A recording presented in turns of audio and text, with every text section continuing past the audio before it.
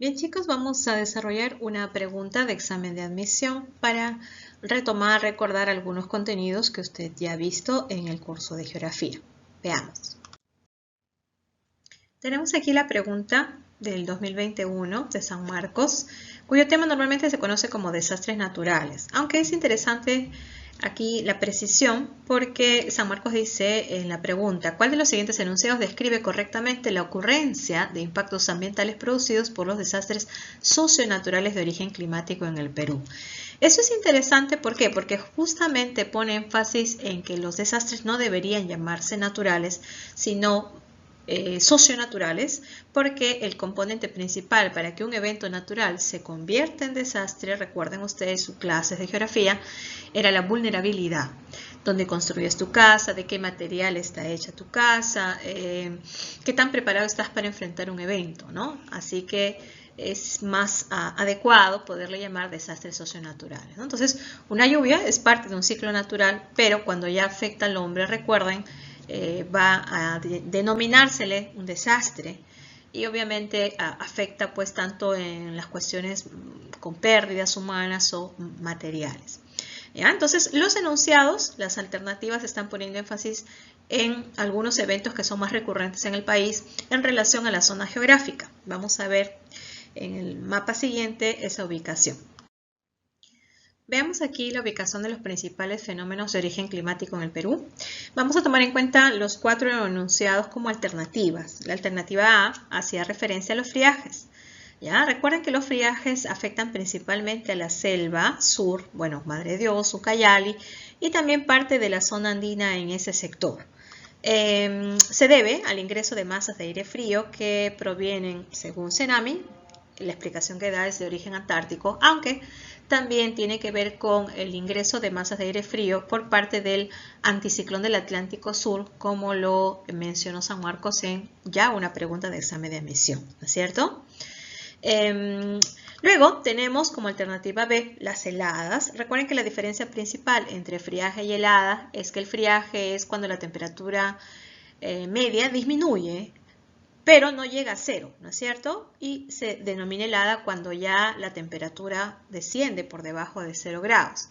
El espacio geográfico más común para las heladas es justamente la Sierra Sur o el altiplano o el trapecio andino, como aparece también en la alternativa.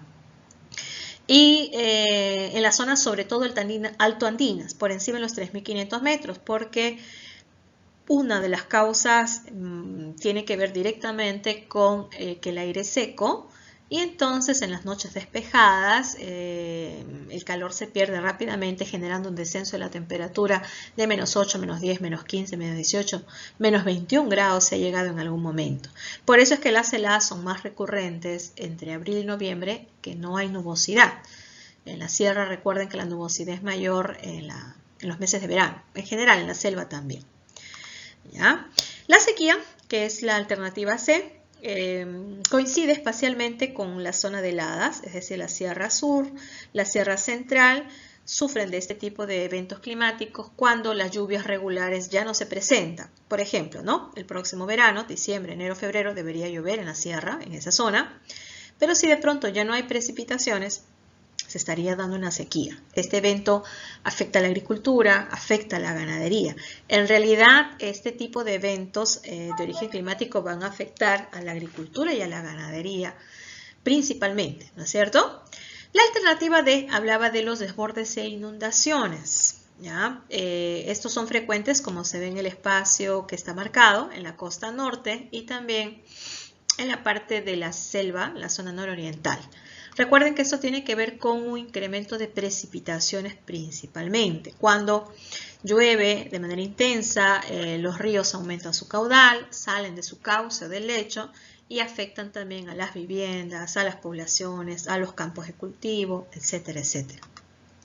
Aquí, por ejemplo, tenemos una imagen de inundaciones en la zona de Piura, cuando se dio el evento Niño. Cuando hay niños se desencadenan desbordes, inundaciones y sequías también en la Sierra Sur.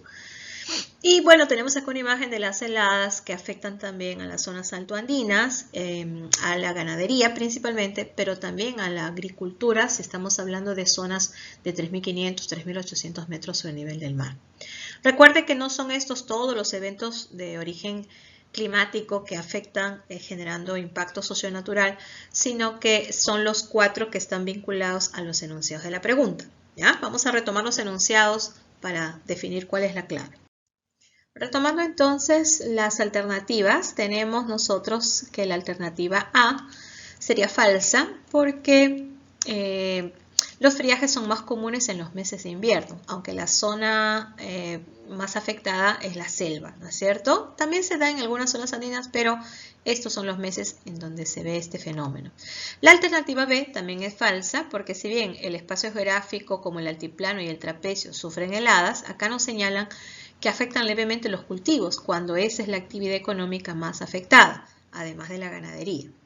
La alternativa C nos habla de las sequías y que se presentan principalmente en los Andes centrales. Eso podría ser, pero luego dice en la región nororiente, o sea, la selva norte. Eso es falso. La selva norte no es una zona muy frecuentemente afectada por sequías. Y entonces tenemos la alternativa D, que sería la respuesta. Y nos habla de que la invasión de los lechos antiguos produce desbordes laterales de las aguas de los ríos. Claro, este es el lecho o el cauce del río. Normalmente esta es una imagen, digamos, del río en época de menor caudal, pero en época de mayor caudal el río aumenta y ocupa normalmente todo este lecho que estaría en color más o menos marrón y verde. Lo que pasa es que luego aquí se instala a veces la población o instala sus campos de cultivo, de tal manera que cuando aumenta el caudal por lluvias y el río retorna a sus cauces antiguamente utilizados o abandonados, como dice la alternativa, se estaría produciendo una inundación y por consiguiente afectando a la actividad económica o a la población. ¿Ya? Esa sería entonces la alternativa. Listo, chicos, muchas gracias. Esa fue la solución concreta a esta pregunta.